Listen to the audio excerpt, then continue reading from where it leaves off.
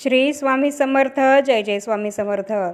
तुम्हा सर्वांचं पुन्हा एकदा अगदी मनापासून आपल्या या नवीन व्हिडिओमध्ये मी स्वागत करते. दिवाळीचा काळ हा लक्ष्मी मातेच्या सेवेसाठी अतिउच्च काळ असा मानला जातो. आपल्या संपूर्ण घरावर देवी लक्ष्मीची अखंड कृपा राहावी आणि आपल्या घरात लक्ष्मी माता ही स्थिर व्हावी यासाठी आपण दिवाळीला लक्ष्मी मातेचं पूजन हे करत असतो. देवी लक्ष्मीने आपल्या घरामध्ये स्थिर व्हावं, आपल्या घरातली अलक्ष्मी ही बाहेर निघून जावी यासाठी आपल्याला कालाष्टमी ते अमावस्या या दिवाळीच्या या 8 दिवसांच्या काळामध्ये आपल्याला अत्यंत उच्च कोटीची अशी लक्ष्मी प्राप्तीची सेवा ही करायची आहे. 1 नोव्हेंबर 2024 रोजी शुक्रवारी आपण लक्ष्मी कुबेर पूजन हे करणार आहोत. तर हे लक्ष्मी पूजन करण्यापूर्वी आपल्याला आपल्या घरातली अलक्ष्मी ही घराच्या बाहेर काढायची आहे आणि देवी मातेचं आवाहन आपल्याला करायचं आहे. देवी लक्ष्मीला आपल्या घरामध्ये आमंत्रित हे करायचं आहे. त्यासाठी आपल्याला उद्यापासून म्हणजेच 24 ऑक्टोबरपासून कालाष्टमीपासून अत्यंत प्रभावी ही सेवा करायची आहे आणि देवी मातेला आपल्या घरामध्ये येण्यासाठी आवाहन हे करायचं आहे. आणि ही लक्ष्मी प्राप्तीची अतिउच्च कोटीची सेवा करण्यासाठी आपल्याला आपल्या दिंडोरी प्रणित स्वामी समर्थ महाराजांच्या केंद्रामध्ये जो दीपावली संच मिळतो तर तो आणायचा आहे आणि त्यानुसारच ही सेवा आपल्याला करायची आहे. ही सेवा आपल्याला केंद्रानुसारच सांगितली जात असते आणि त्यानुसारच ही सेवा आपल्याला करायची आहे. आपल्यापैकी बरेच जण हे स्वामी समर्थ महाराजांचे सेवेकरी आहेत आणि आपल्यापैकी बऱ्याच जणांना ही सेवा माहीतसुद्धा असेल. दिंडोरी प्रणित श्री स्वामी समर्थ महाराजांच्या केंद्रानुसार ही सेवा आपल्यापैकी बरेच जण हे करत असतील. पण ज्यांना या सेवेबद्दल काहीच माहिती नाही तर त्यांनी सुद्धा या वर्षापासून ही सेवा करायला सुरुवात करायची आहे. दिवाळीच्या काळामध्ये लक्ष्मी प्राप्तीसाठी अतिउच्च कोटीची ही अत्यंत प्रभावी अशी सेवा आहे आणि ही सेवा करणाऱ्याला खूप चांगला अनुभव हा येतच असतो. त्यामुळे आपण सर्वांनी ही सेवा जरूर करायची आहे आणि या सेवेला आपल्याला उद्यापासून 24 तारखेपासून सुरुवात करायची आहे. तर आजच्या या व्हिडिओमध्ये मी तुम्हाला हीच संपूर्णपणे माहिती देणार आहे की ही सेवा आपल्याला कशी करायची आहे, कोणत्या स्तोत्र आणि मंत्रांचं पठण आपल्याला ही सेवा करताना करायचं आहे आणि या सेवेचं महत्त्व काय आहे याबद्दलच संपूर्ण माहिती मी तुम्हाला आपल्या आजच्या या व्हिडिओमध्ये देणार आहे. त्यामुळे ही अत्यंत महत्त्वपूर्ण माहिती जाणून घेण्यासाठी हा व्हिडिओ कुठेही स्किप न करता शेवटपर्यंत नक्की बघा. आणि हो, चॅनलवर जर तुम्ही पहिल्यांदाच आला असाल तर चॅनलला जरूर सबस्क्राईब करा, म्हणजेच तुम्हाला असेच नवनवीन माहितीपूर्ण व्हिडिओ हे नक्कीच बघायला मिळतील. आणि त्यातून लक्ष्मीपूजन कसं करावं, धनत्रयोदशीच्या पूजेची मांडणी कशी करावी, वसुबारस या दिवशी आपल्याला पूजा कशी करायची आहे, या दिवाळी सणामध्ये येणाऱ्या या सगळ्या सणांची तुम्हाला माहिती नक्की मिळेल. त्यामुळे जर तुम्ही चॅनलवर पहिल्यांदाच आला असाल आणि चॅनलला अजूनही सबस्क्राईब केले नसेल तर जरूर सबस्क्राईब करा.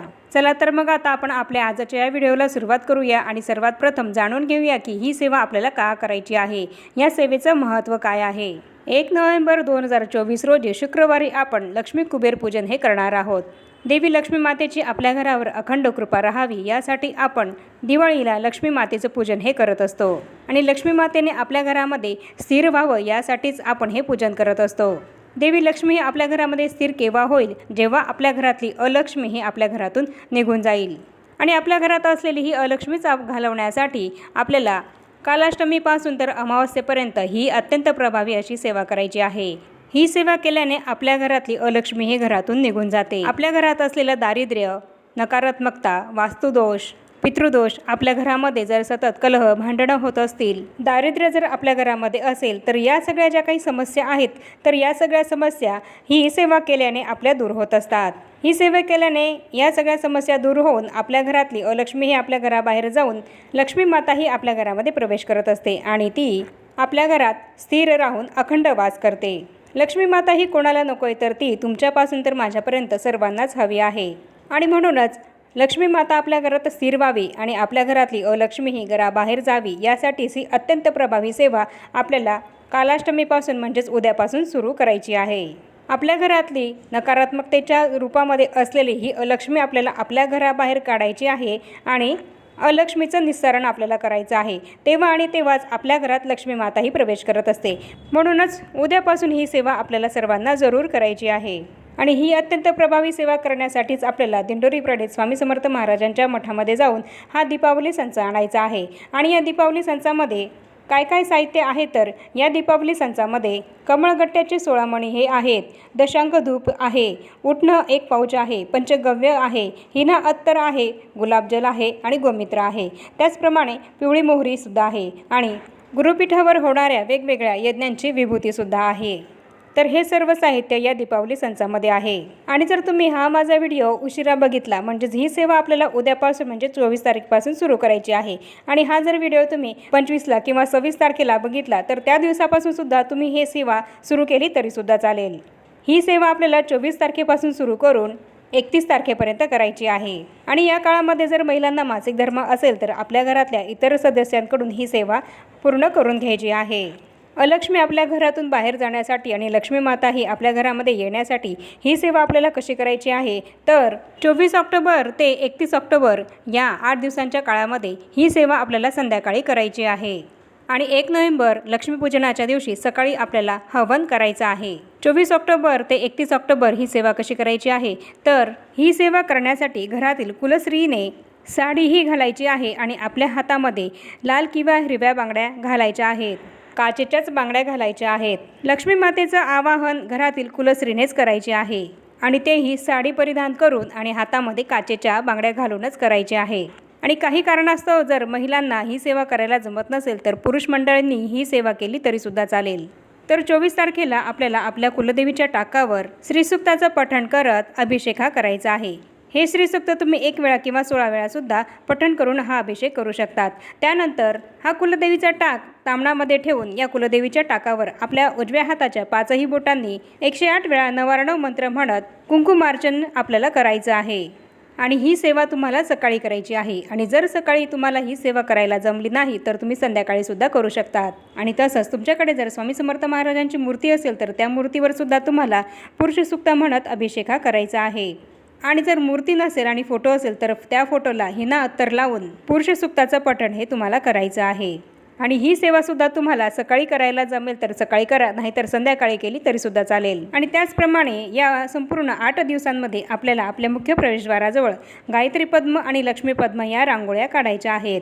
मुख्य प्रवेशद्वाराच्या दोन्ही बाजूला गायीची पावले आणि लक्ष्मीची पावले ही आपल्याला काढायची आहे। आणि या रांगोळीवर हळदी कुंकूसुद्धा आपल्याला जरूर व्हायचं आहे। आणि ही सेवा करत असताना आपल्या घरामध्ये टीव्ही, टेप, मोबाईल यापैकी काहीही सुरू नसेल याची आपल्याला काळजी घ्यायची आहे। ही सेवा करताना आपल्या घरामधलं संध्याकाळचं वातावरण हे आध्यात्मिक आणि सात्विकच हे असलं पाहिजे। अष्टमी ते अमावस्या या काळामध्ये आपल्या घरात रोज गोमित्र हे आपल्याला शिंपडायचं आहे। जोपर्यंत अलक्ष्मीचा नाश होत नाही तोपर्यंत घरामध्ये लक्ष्मी प्रवेश करू शकत नाही। यासाठी संध्याकाळी घरामध्ये गोमित्र शिंपडून आपले घर हे आपल्याला पवित्र करायचं आहे। ही सेवा करण्यापूर्वी संध्याकाळी रोज आपल्याला आपल्या घरामध्ये गोमित्र हे जरूर शिंपडायचं आहे। आणि त्यानंतर या संचामध्ये जी काही विभूती आपल्याला दिलेली आहे तर ती आणि पिवळी मोरी ही आपल्याला आपल्या उजव्या हातामध्ये घ्यायची आहे। थोडीशी पिवळी मोरी आणि थोडीशी विभूती ही आपल्याला आपल्या उजव्या हातामध्ये घ्यायची आहे। तर या सेवेमध्ये आपल्याला वेदोक्त वल्गा सूक्त आणि कालभैरवाष्टक हे 11 वेळा पठण करायचं आहे। आणि तसंच श्री स्वामी समर्थ या मंत्राची 1 माळ जप आपल्याला करायचा आहे। तर याप्रमाणे ही सेवा या पिवळ्या मोरीवर आणि विभूतीवर करून झाल्यानंतर आपल्या हातामध्ये घेतलेली ही पिवळी मोरी आणि विभूती संध्याकाळी आपल्या घरामध्ये आपल्या घरातल्या प्रत्येक रूममध्ये थोडी थोडी चौफेर ही आपल्याला टाकायची आहे। फक्त टॉयलेट आणि बाथरूम हे आपल्याला सोडून द्यायचं आहे, पण आपल्या घरातल्या प्रत्येक कोपऱ्यामध्ये ही पिवळी मोरी आपल्याला प्रत्येक रूमच्या 4ही कोपऱ्यांना चौफेर टाकायची आहे। यामुळे अलक्ष्मी ही घरातून जाऊन लक्ष्मीला आमंत्रण दिल्यासारखं होत असतं आणि तसंच या सेवेमुळे आपल्या घराचे संरक्षणसुद्धा होत असते। आणि म्हणूनच ही सेवा आपल्याला जरूर करायचीच आहे। ही सेवा करण्यासाठी वेदोक्त वल्गा सूक्त आणि कालभैरवाष्टक हे नित्यसेवेच्या पुस्तकामध्ये आहे। तर त्या पुस्तकामध्ये बघून तुम्ही हे स्तोत्र पठण करायचं आहे। आणि हे नित्यसेवेचं पुस्तक जर तुमच्याकडे नसेल तर तुम्ही हे स्तोत्र यूट्यूबवर ऐकूनसुद्धा ही सेवा करू शकतात। आणि जर तुम्हाला 11 वेळा हे दोन्ही स्तोत्र म्हणता येत नसतील तर तुम्ही 1-1 वेळा म्हटले तरीसुद्धा चालेल, पण शक्य झाल्यास 11 वेळाच पठण करण्याचा प्रयत्न करा। तर याप्रमाणे रोज संध्याकाळी ही सेवा करून झाल्यानंतर आपल्या तुळशीजवळसुद्धा आपल्याला शुद्ध गाईच्या तुपाचा हा दिवा प्रज्वलित करून घ्यायचा आहे। आणि त्यानंतर आपल्या देवघरासमोर बसून तिथेसुद्धा आपल्याला शुद्ध गाईच्या तुपाचा दिवा हा प्रज्वलित करायचा आहे। आणि दशांग धूप ही सुद्धा आपल्याला लावून घ्यायची आहे। आणि त्यानंतर कमळगट्ट्याचे जे काही 16 मणी हे आपल्याला या संचामध्ये दिलेले आहेत तर त्यापैकी 2 मणी हे आपल्याला आपल्या उजव्या हातामध्ये घ्यायचे आहेत। या संचामध्ये एकूण 16 कमळगट्ट्याचे मणी हे दिलेले आहेत। आणि ही सेवा आपल्याला बरोबर 8 दिवस करायची आहे। तर त्यासाठी आपल्याला रोज 2 कमळगट्ट्याचे मणी हे या सेवेसाठी घ्यायचे आहेत। रोज 2 कमळगट्ट्याच्या मण्यांवर आपल्याला सेवा करायची आहे। याप्रमाणे रोज 2 कमळगट्ट्यांच्या मण्यांवर सेवा केल्याने 8 दिवसांमध्ये हे 16 मणी आपले सेवेसाठी पूर्ण होई घेतले जातील। कमळगट्ट्याचे 2 मणी हे आपल्याला आपल्या उजव्या हातामध्ये घ्यायचे आहे आणि त्यावर सुद्धा आपल्याला सेवाही करायची आहे। आणि यासाठी आपल्याला कोणते स्तोत्र आणि मंत्र म्हणायचे आहेत तर यासाठी आपल्याला 16 वेळा षोडशी मंत्र हा पठण करायचा आहे आणि 1 माळ श्री स्वामी समर्थ या मंत्राची करायची आहे आणि तसंच 1 माळ कमलात्मक या मंत्राची करायची आहे। तर हे जे काही मंत्र आहेत तर ते मंत्रसुद्धा नित्यसेवेच्या पुस्तकामध्ये दिलेले आहेत आणि नित्यसेवेचं पुस्तक जर तुमच्याकडे नसेल तर मी हे मंत्र तुम्हाला डिस्क्रिप्शनमध्ये सुद्धा लिहून देत आहेत, तर तिथे पाहून तुम्ही हे मंत्र म्हणायचे आहेत। तर याप्रमाणे रोज आपल्याला संध्याकाळी 2 कमळगट्ट्याचे मणी हे आपल्या हातामध्ये घेऊन हे मंत्र पठण करायचे आहेत आणि हे मंत्र पठण करून झाल्यानंतर ज्या कमळगट्ट्याच्या मण्यांवर आपण ही सेवा केलेली आहे तर ते 2 मणी हे आपल्याला प्लास्टिकच्या डब्यामध्ये ठेवायचे आहेत। 24 ऑक्टोबर ते 31 ऑक्टोबर या दिवसांमध्ये या 8ही दिवसांमध्ये रोज 2 कमळगट्ट्यांचे मणी घेऊन आपल्याला या संपूर्ण 16 मण्यांवर सेवा करायची आहे आणि सेवा झाल्यानंतर हे सेवेसाठी जे रोज 2 मणी आपण घेतले आहेत तर ते मणी आपल्याला एका प्लास्टिकच्या डबीमध्ये ठेवून द्यायचे आहेत आणि रोज यानुसार सेवा करून अमावस्येच्या दिवशी सकाळी म्हणजेच 1 नोव्हेंबरला लक्ष्मीपूजनाच्या दिवशी सकाळी आपल्याला हवनकुंड हा प्रज्वलित करायचा आहे आणि हा हवनकुंड आपल्याला प्रज्वलित करण्यासाठी गाईच्या शेणाचीच गौरीही वापरायची आहे आणि हवनकुंड तुमच्याकडे जर नसेल तर तुम्ही घमेल किंवा मातीची कुंडीसुद्धा इथे वापरू शकतात। हवनकुंडातील अग्नी हा आपल्याला देवघरातल्या दिव्यावरूनच प्रज्वलित करायचा आहे आणि त्यानंतर 11 वेळा श्री स्वामी समर्थ हा मंत्र म्हणायचा आहे, 24 वेळा गायत्री मंत्र म्हणायचा आहे आणि 16 वेळा नवार्णव मंत्र म्हणायचा आहे आणि गाईच्या तुपाने स्वाहाकार करायचा आहे। आणि इकडे ही हवनकुंडाची सेवा सुरू असताना तोपर्यंत आपल्याला डबीमध्ये जे काही 16 कमळगट्ट्याचे मणी हे आपण सेवा केलेले ठेवलेले आहेत तर ते गाईच्या तुपामध्ये आपल्याला भिजत ठेवायचे आहे आणि 11 वेळा श्री स्वामी समर्थ मंत्र, 24 वेळा गायत्री मंत्र आणि 16 वेळा नवार्णव मंत्राची सेवा करून झाल्यानंतर या मंत्रांच्या स्वाहाकारानंतर कमलात्मक मंत्र हा 16 वेळा म्हणायचा आहे आणि हा कमलात्मक मंत्र म्हणताना प्रत्येक वेळेस 1 कमळगट्ट्याचा मणी हा आपल्याला त्या अग्नीवर स्वाहाकार करायचा आहे। म्हणजे जेव्हा तुम्ही 1 मणी हा स्वाहाकारासाठी घ्याल तेव्हा तुम्हाला 1 वेळा कमलात्मक मंत्र हा म्हणायचा आहे आणि त्यानंतर हा मणी त्या अग्नीमध्ये स्वाहाकारासाठी टाकायचा आहे। याच पद्धतीने दुसरा मणी घेऊन त्यानंतर कमलात्मक मंत्र म्हणायचा आहे आणि तो मणीसुद्धा त्या हवनकुंडामध्ये टाकायचा आहे। तर याप्रमाणे 16 मणी घेऊन 16 वेळा कमलात्मक मंत्र म्हणून प्रत्येक मणी हा अग्नीवर स्वाहाकार हा आपल्याला करायचा आहे।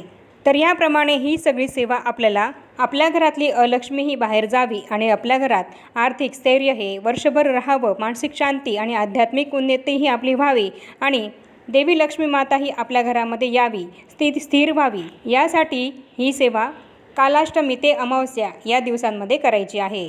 आणि जर समजा तुम्ही हा माझा व्हिडिओ उशिरा बघितला आणि या सेवेला उशिरा सुरुवात केली तर समजा तुम्ही या सेवेला 3ऱ्या दिवशी सुरुवात केली तर म्हणजे 26 ऑक्टोबर रोजी तुम्ही जर ही सेवा सुरुवात केली तर त्या दिवशी तुम्हाला या सेवेसाठी 6 मणी हे घ्यायचे आहेत।